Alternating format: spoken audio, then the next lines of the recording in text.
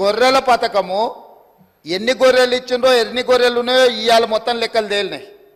గొర్రెల మీద ఏసీ బోళ్ళు ఊరికి అట్లా మీద ఇట్లా తడిమి చూస్తే ఆల్రెడీ 700 కోట్లు గొర్రెల పేరు మీద దిగమింగినరు అని చెప్పి ఈరోజు రిపోర్ట్స్ వచ్చినాయి.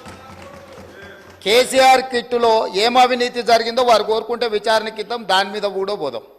ఇదే కాకుండా గొప్ప పథకం అని చెప్పిన బతుకమ్మ చీరలలో జరిగిన అవినీతి మీద కూడా బతుకమ్మ చీరలు చేనేత కార్మికులకు పని కల్పిస్తున్నాం అని చెప్పి సూరత్ వెళ్ళి కిలోల కింద చీరలు తీసుకొచ్చి ఆడబిడ్డల్ని మభ్య పెడితే ఆడబిడ్డలే బయటకు వచ్చి తగులబెట్టిర్రు. అవి ఏడగడుతురు వ్యవసాయ పొలాలలో పిట్టలను బెదిరించడానికి బతుకమ్మ చీరలు కడుతురు. ఆడబిడ్డలు ఎవరు కట్టుకోలే అధ్యక్ష. అంటే బతుకమ్మ ఒక సెంటిమెంట్ తెలంగాణ ఆడబిడ్డలకు, ఆ సెంటిమెంట్ను కూడా దోపిడీకే ఉపయోగించుకున్నారు. గొర్రెలు మా యాదవ్ సోదరులు అమాయకులు మంచోళ్ళు, నమ్మితే ప్రాణం ఇచ్చేటోళ్ళు.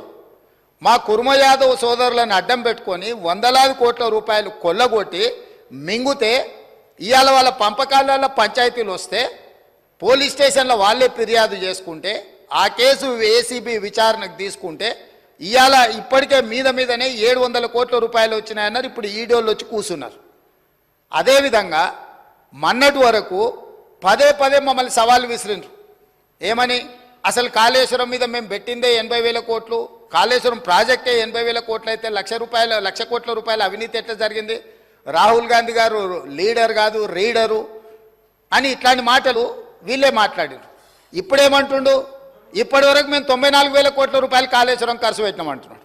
నిన్నటికి నిన్న పోయి చూసిర్రు ఎట్లా కూలిందో, ఇంకేమైనా మిగిలిందా లేదా అని.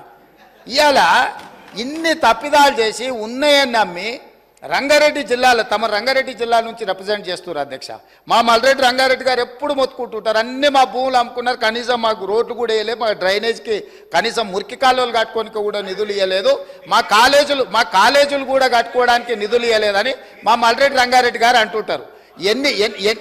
ఎన్ని వేల కోట్ల రూపాయల భూములు అమ్మినరో ఇవాళ లెక్క తీద్దాం అధ్యక్ష. ఇవాళ అప్పుల లెక్క ఏదైతే చెప్తుండో అమ్ముకున్న లెక్కలు చెప్తలేడు. ఇవాళ మేము ఇది కట్టినాం, మేము అది కట్టినాం, ఈ కట్టడాలు చెప్తున్నాం, అమ్ముకున్న లెక్కలు కూడా తెలవాలి కదా అధ్యక్ష.